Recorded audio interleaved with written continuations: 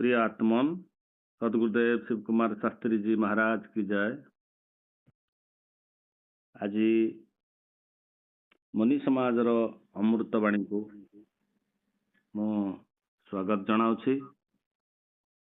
आज विषय वस्तु रखा प्रत्येक जीवर खाद्य वस्त्र एवं बासगृह दरकार हुए।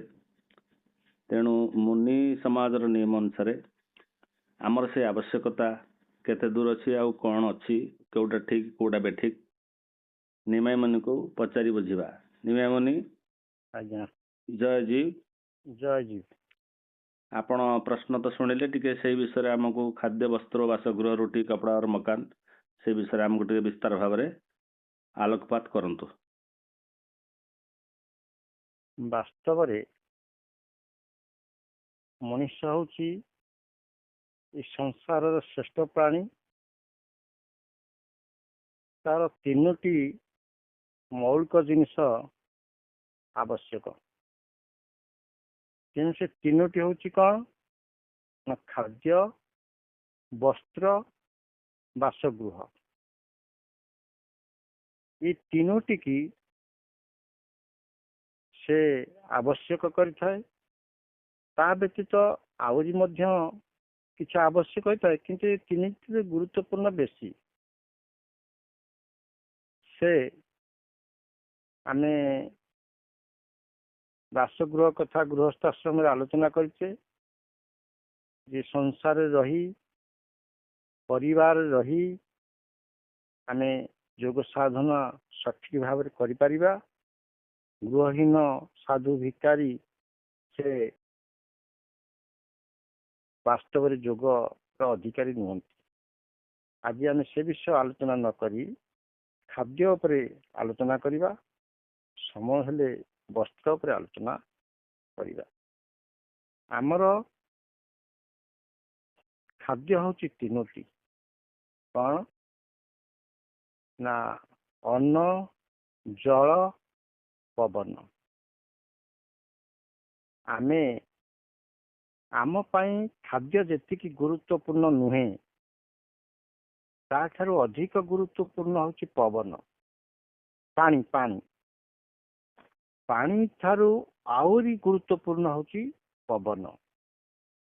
आमे खाद्य न खाई गोटे दिन बंची पारिबा कि 2 दिन बंची पारिबा कि 3 दिन बंची पारिबा, किंतु पानी न पी 3 दिन बंचीबा कष्ट होई पड़िबो। कष्ट हेले मध्य बंची पारिबा, किंतु पवन क्षणिक पाई न नेले आमे ता बंची पारिबा नहीं। आमर प्रकृत खाद्य होची कौन ना पवन। तेणु आमे ये स्थूल शरीर को बंचे रखिया पाई आमे ये तीनोटी खाद्य खाई थाउ। प्रथमे आमे बेसी प्रकृत रे आमर पवन होची गुरुत्वपूर्ण खाद्य, किंतु आमे बेसी गुरुत्व दे थाउ ये अन्न पाई।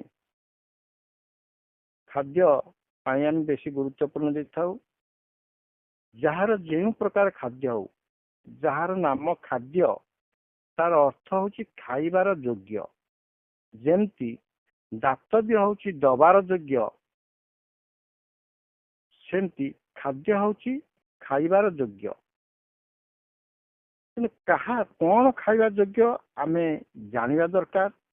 आमे न जानी जदि न खाद्य उपयोगी वस्तु न होइतो जदि ताको खाइबा तार प्रतिक्रिया आमको भोगिबा को पड़िबो। कौन ना जे योग साधन करिबो ता पाई खाद्य स्वतंत्र हवा दरकार। समस्त भली से खाद्य खाई योग साधन करि परिबो नाही। काहेकि ना खाद्य तक विडंबना सृष्टि करि पारे।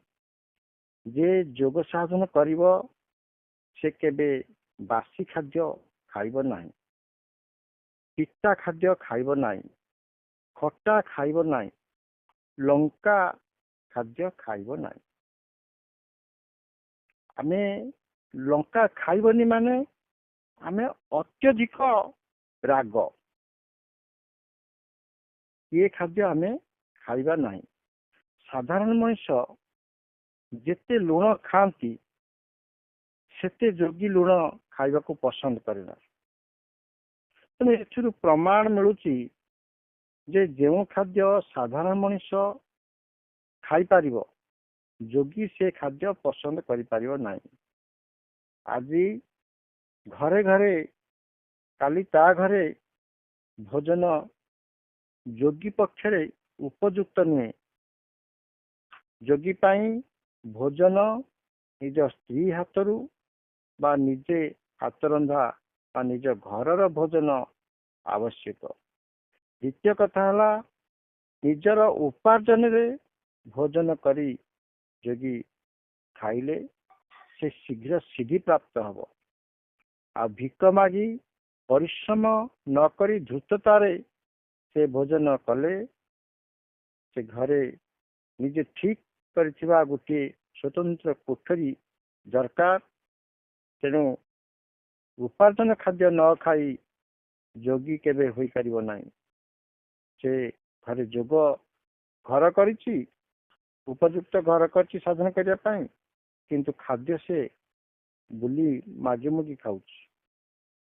ଖାଦ୍ୟଟାକୁ ସମୟ ଅନୁସାରେ ଖାଇବା ଦରକାର।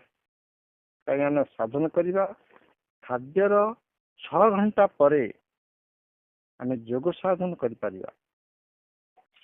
ତେଣୁ ଖାଦ୍ୟ ଆମେ ପାଟି ହେଇଛି ଖାଦ୍ୟ ଖାଇବା ପାଇଁ, ଅଖାଦ୍ୟ ପାଇଁ ନୁହେଁ। ଆମେ ଯଦି ଅଖାଦ୍ୟ ପୁରେଇବା ତାହେଲେ ଆମକୁ ତାର ଫଳ ଭୋଗ କରିବାକୁ ପଡିବ। ମୋଟର ସାଇକେଲ ଚାଲୁଛି, ତାର ପେଟ୍ରୋଲ ପଡୁଛି, ସେ ପେଟ୍ରୋଲ ପଶିବା ପାଇଁ ଗୋଟେ ବାଟ ଅଛି, ସେ ବାଟେ ପେଟ୍ରୋଲ କାହାଳି ଦ୍ୱାରା ପ୍ରବେଶ କରାହଉଛି। ସେଇ ବାଟରେ ଯଦି କାହାଳି ଦ୍ୱାରା ଆମେ ପାଣି ପୁରେଇବା ତାହେଲେ ମୋଟର ସାଇକେଲ ଚାଲିବ ନାହିଁ। କିନ୍ତୁ ଆମେ ଖାଦ୍ୟ ଖାଇବା ପାଇଁ ଆମର ମୁଖ୍ୟ ଦ୍ୱାର ଅଛି, କେବଳ ଖାଦ୍ୟ ପଶିବା ପାଇଁ ସେ ଦ୍ୱାରଟି। ଆପଣ ଯଦି ସେଇ ବାଟେ ମଦ ପୁରେଇବେ, ଗଞ୍ଜେଇ ପୁରେଇବେ, ଅଫିମ ପୁରେଇବେ, ଦୁକ୍ତା ପୁରେଇବେ, ଚା ପୁରେଇବେ, ପାନ ପୁରେଇବେ, ବିଡ଼ି ପୁରେଇବେ, ସିଗାରେଟ ପୁରେଇବେ, ତାହେଲେ ସେ କଣ କରିବ ନା ତାର ପ୍ରତିକ୍ରିୟା ଆମ ଭିତରେ ସୃଷ୍ଟି କରିବ। ଆପଣ ହୁଅନ୍ତୁ ଆତ୍ମଜ୍ଞାନୀ, ଆପଣ ହୁଅନ୍ତୁ ସୁନ୍ଦର, ସିଏ କିନ୍ତୁ ତା ପ୍ରତିକ୍ରିୟାରେ ଆପଣଙ୍କ ଶରୀରକୁ ସେ ନଷ୍ଟ କରିବାରେ ଲାଗିବ। ତେଣୁ ଯିଏ ଯୋଗ ସାଧନ କରିବ ସେ ଏଇ ମାଦକ ଦ୍ରବ୍ୟକୁ ପରିତ୍ୟାଗ କରିବାକୁ ପଡିବ। ଯେଭଳି ଆମେ ପଶା ଖେଳ, ପାଲି ଖେଳ, ତାସ ଖେଳ, ଧୃତତା ଏଇ ସବୁ ଖେଳରେ ଆମେ ହାର ଜିତି ଅଛି, ସେ ଆମ ମାନସିକ ସ୍ତରରେ ପ୍ରଭାବ ପକେଇବ।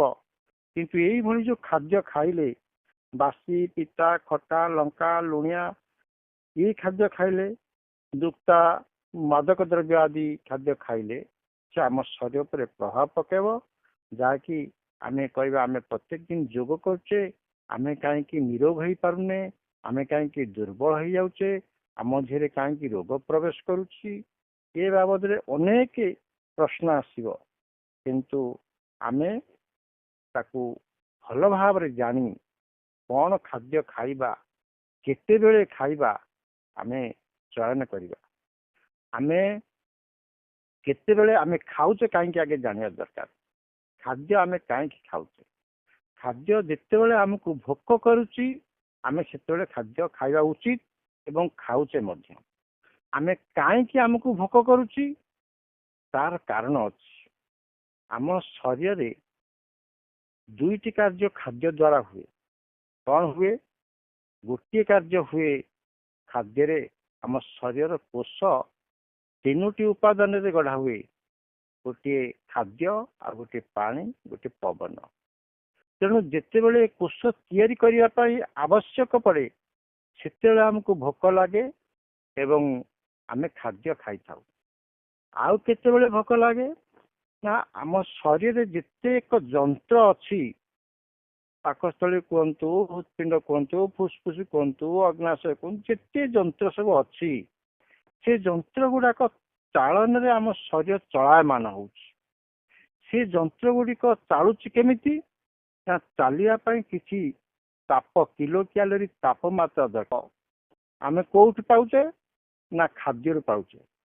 ତେଣୁ ଆମେ ଯଦି ଖାଦ୍ୟ ଠିକ ସମୟରେ ନ ଖାଇବା, ଆମକୁ ତାପ ଦରକାର ପଡ଼ିଲାଣି କିନ୍ତୁ ଆମେ ଖାଦ୍ୟ ଖାଉନି, ଯାହାଫଳରେ କି ସେ ଯନ୍ତ୍ର ଉପରେ ପ୍ରଭାବ ପକେଇବ।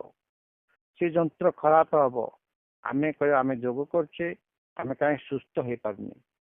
ତେଣୁ ଆମକୁ ଖାଦ୍ୟ ଠିକ ସମୟରେ ଖାଇଲେ ସେ ଯନ୍ତ୍ରକୁ ଠିକ ସମୟରେ ଉତ୍ତାପ ମିଳିବ, ସେ ଯନ୍ତ୍ର ସଠିକ ଭାବରେ ଚାଲିବ। ଆମକୁ ଖାଦ୍ୟ ଠିକ ସମୟରେ ଖାଇଲେ ଠିକ ସମୟରେ କୋଷ ଗୁଡାକ ଗଠନ ହବ, ଆମ ଶରୀରଟା ଡଉଲ ଡାଉଲ ରହିବ, ଆମ ଶରୀରଟା ବଳବାନ ହବ, ଆମ ଶରୀର ନିରୋଗ ରହିବ, ଆମ ଶରୀର ସୁସ୍ଥ ରହିବ, ଆମ ଶରୀର ସୁନ୍ଦର ରହିବ। ତେଣୁ ଆଜି ତ ସମୟ ହେଇଗଲାଣି, ଆମେ ଆଗ ଅଧ୍ୟାୟରେ ଆମେ ଆହୁରି ପୁଣି ଆଲୋଚନା କରିବା ଖାଦ୍ୟ, ବସ୍ତ୍ର, ବାସଗୃହ ବାବଦରେ। ତେଣୁ ଆମକୁ ଭଲ ଭାବରେ ମନେ ରଖିବା ଦରକାର, ଯେହେତୁ ଆମେ ଯୋଗ ସାଧକ, ଆମେ 9 ରୁ 10 ଭିତରେ ଖାଇ ଶୋଇଲେ, 3 ରୁ 4 ଭିତରେ ଉଠି ଆମେ ଯୋଗ ସାଧନ କଲେ ଆମକୁ ସଠିକ ଭାବରେ, ଆଉ ମିତ ଆହାରି କରିବେ। ଅଧିକା ଖାଦ୍ୟ ଆମ ପାଇଁ ବର୍ଜନୀୟ। ମିତ ଆହାରି କଲେ ଆମକୁ ହାଲକା ଲାଗିବ, ଆଉ ଯୋଗ ସମୟରେ ମାନ୍ଦାଳିଆ ଲାଗିବନି, ନିଦ ଆସିବନି। ଆମେ ସଠିକ ଯୋଗ ସାଧନ କରି ଏ ସଂସାରରେ ସୁସ୍ଥ ସୁନ୍ଦର ନିରୋଗ ନିରାମ ନିର୍ବିକାର ଅଜର ଅମର ଅବିନାଶୀ ହୋଇ ରହିବା। ଆପଣମାନେ ପ୍ରତ୍ୟେକ ଦିନ ଯୋଗ ସାଧନ କରି ଏଇଭଳି ସୁସ୍ଥ ସୁନ୍ଦର ନିରୋଗ ନିରାମ ନିର୍ବିକାର ଅଜର ଅମର ଅବିନାଶୀ ହୋଇ ରୁହନ୍ତୁ। ଏତିକି କହି ଆଜିର ଅଧ୍ୟାୟକୁ ଏଇଠି ବିଶ୍ରାମ ରଖୁଛି। ସପ୍ରେମ ଜୟ ଜୀ। ଯାହା ହଉ, ଧନ୍ୟବାଦ ନିମାଇ ମୁନି, ଧନ୍ୟବାଦ। ବହୁତ ସୁନ୍ଦର ଭାବରେ ଆପଣ କହିଲେ। ବାକି ସମୟ ହେଲେ ପୁଣି ନେକ୍ସଟ ଥରକୁ ଏଇ ବିଷୟରେ ପୁଣି ପୁନର୍ବାର ଆଉ ଟିକେ ଅଧିକ ଆଲୋଚନା କରିବା। ସପ୍ରେମ ଜୟ ଜୀ। ଜୟ ଜୀ।